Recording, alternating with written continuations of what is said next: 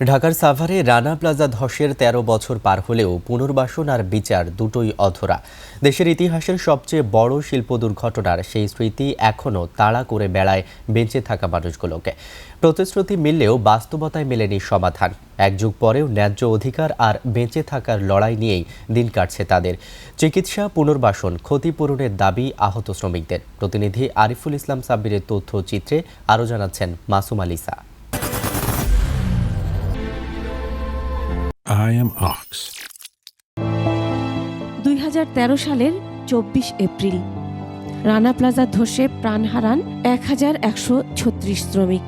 আহত হন ২,০০০-এর বেশি। এ ঘটনায় দায়ের হওয়া ৩টি মামলার বিচার এখনও ঝুলে আছে। আহতদের অনেকেই পঙ্গুত্ব আর দারিদ্র্যের সঙ্গে লড়ছেন। চিকিৎসা, পুনর্বাসন কিংবা ক্ষতিপূরণের দাবিগুলোর বেশিরভাগই পূরণ হয়নি। সরকার দেয় না, আসলে তারা কত ক্ষতিগ্রস্ত, কত কষ্ট তাদের জীবন কাটতেছে, কত কষ্ট তারা আছে। ভবন মালিক সোহেল রানা আছে, তাদের সঠিক বিচার করুক তদন্ত করে, যে আসলে তাদের বিচারের রায় কি, এরা কি সাজাপ্রাপ্ত।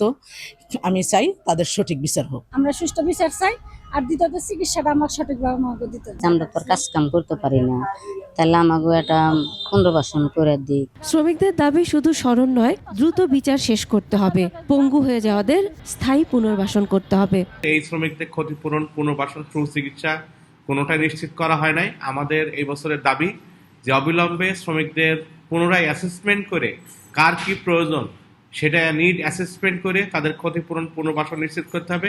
বর্তমান তারেক জিয়া সরকার আশা করি এই শ্রমিকদের, রানা প্লাজা ক্ষতিগ্রস্ত শ্রমিকদের দাবি বাস্তবায়ন করবে, আহত নিহত শ্রমিকদের পুনর্বাসন করবেন। রানা প্লাজার ধ্বংসস্তূপ সরেছে বহু আগেই, কিন্তু বেঁচে থাকা শ্রমিকদের জীবনের ধ্বংসস্তূপ এখনো রয়েই গেছে।